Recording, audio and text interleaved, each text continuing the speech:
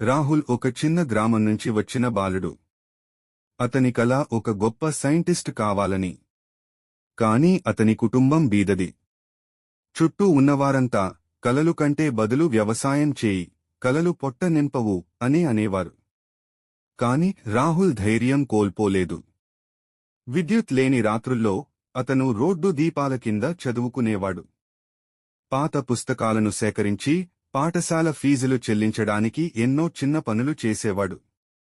అనేకసార్లు అతనికి విఫలమయ్యాడు, కాని ఎప్పుడూ ఓడిపోలేదు. సంవత్సరాల తర్వాత అతని కష్టాలు ఫలించాయి.